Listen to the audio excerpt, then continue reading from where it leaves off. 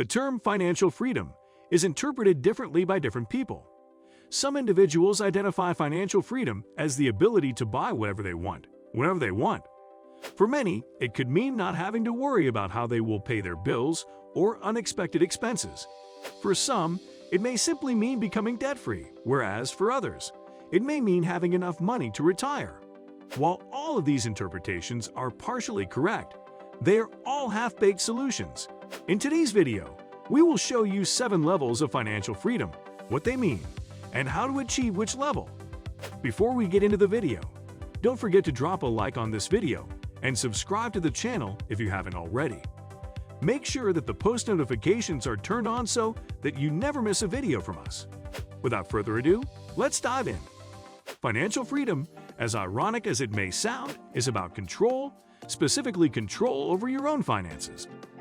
As a result, one of the better ways to define financial freedom is to have enough residual income to live the life you want without worrying about how you'll pay your bills or deal with an unexpected expense.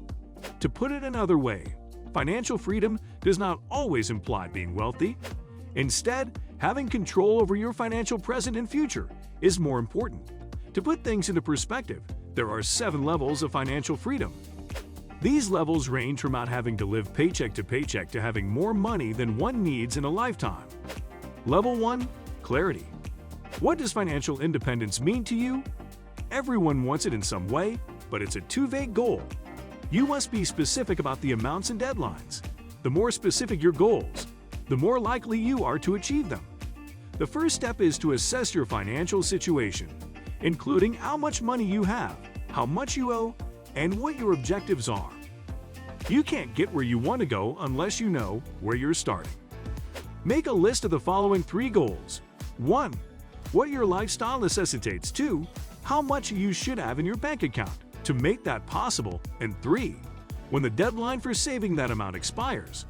Then, working backward from your deadline age to your current age, set financial mileposts at regular intervals between the 2 dates.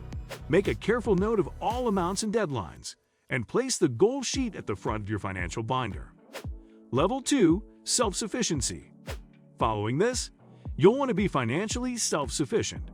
This entails earning enough money to cover your expenses without relying on outside assistance, such as contributions from your parents. You may be living paycheck to paycheck or taking out loans to make ends meet at this level. Making and sticking to a monthly household budget is the best way to ensure that all bills are paid and savings are on track. It's also a regular routine that reinforces your goals and helps you resist the urge to splurge. Level 3. Breathing room. After living expenses, people at Level 3 have money left over to put toward goals such as building an emergency fund and investing for retirement. Escaping Level 2 entails giving yourself some financial leeway, which does not necessarily imply earning a significantly higher salary. According to Magnify Money, 31% of working Americans earning more than $100,000 live paycheck to paycheck. Just because you make a lot of money doesn't mean you're saving any of it. The majority of people in this country are in debt. Level 4. Stability.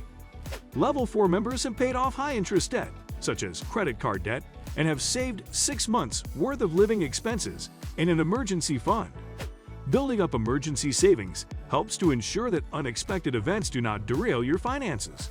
At this point, you're not concerned about losing your job or having to relocate to a different city. When calculating how much you need to save, consider what your financial picture might look like in the event of an emergency rather than your regular, everyday expenses, according to financial experts. You would make changes if you lost your job. You'd probably cancel your gym membership and cancel your subscriptions, for example. Consider the bare minimum you'd require to get by. Level 5. Flexibility. For years, the most common goal for a fully funded emergency fund has been to save the equivalent of 3 to 6 months of expenses. This is where your financial situation's context comes into play. Most people can get by with 3 to 6 months worth of expenses in savings, rent or mortgage, car payments, bills, groceries, etc. But someone who is the sole provider for his or her family, self-employed, or has a chronic medical condition may benefit from a larger emergency fund. However, some savings are preferable to none. If you are unable to save 3 months' worth of expenses, aim for 1 month's worth. Even a few $100s in a rainy day fund is preferable to nothing. If you already have a well-funded emergency fund, consider adding to it to protect yourself from any unexpected expenses. Level 5 individuals have saved at least 2 years' worth of living expenses. With those kinds of savings, you can think about your money in terms of how much time it can buy you. You could take a year off from work if you wanted to. You don't have to carry all of this money in cash. It could be the aggregate of your savings and investment accounts. You have the flexibility to untether yourself from the workforce, at least temporarily, as long as you can access that money in some way if you need it. Level 6. Financial independence. Individuals who have attained financial independence can live entirely on the income generated by their investments. You usually have one of two options. You either have a large sum of money in an investment portfolio that is earning interest, or you have rental properties with cash flow that covers your living expenses, or you have a combination of the two. Keep in mind that the value of your money can fall due to inflation and balance that concern with the need to keep your money accessible. Look for the best possible rate and do some research on banks that have historically offered the best rates.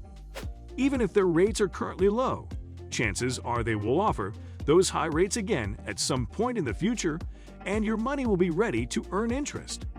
You'll need to put a significant portion of your income into it, which may necessitate downsizing your lifestyle to drastically reduce your living expenses. Pursuing this lifestyle necessitates a shift in thinking away from traditional personal finance paradigms. People are taught that if they save 5%, 10%, or 15% of their income, they will be able to retire at the age of 65. Fortunately, more young people realize that if I save and invest aggressively, I can work less and have more control over my future and destiny. Level 7. Abundant wealth. You've worked hard to save for retirement, and now it's time to turn your savings into cash. But how much money can you afford to take out of savings and spend? If you overspend, you may find yourself with a shortfall later in life. However, if you spend too little, you may not be able to enjoy the retirement you had hoped for. The 4% rule is a commonly used rule of thumb for retirement spending. It's fairly straightforward. You total your investments and withdraw 4% of the total during your first year of retirement. In subsequent years, you adjust your withdrawal amount to account for inflation. According to the rule, if you follow this formula, you should have a very high chance of not outliving your money during a 30-year retirement. Level 6 investors must monitor portfolio swings to ensure their retirement is still proceeding as planned. Rebalancing means returning your portfolio to its original asset allocation mix. You will ensure that your portfolio does not overemphasize one or more asset categories by rebalancing, and you will return your portfolio to a comfortable level of risk. You can rebalance your portfolio based on the calendar or on the performance of your investments. Many financial experts advise investors to rebalance their portfolios on a regular basis, such as every 6 or 12 months. The calendar serves as a reminder of when you should consider rebalancing, which is an advantage of this method. Others advise rebalancing only when the relative weight of an asset class increases or decreases by more than a predetermined percentage. The benefit of this method is that your investments will alert you when it is time to rebalance. In either case, rebalancing works best when performed on a regular basis. Level 7 is abundant wealth, which means you have more money than you'll ever need. You don't have to be concerned about money, and it isn't necessary for your daily existence. You must make different choices if you want your life to look different. With this, we have come to an end. The content in this video is for educational purposes only and hence should not be considered financial advice. All the financial decisions should be made after doing your wide-spectrum research.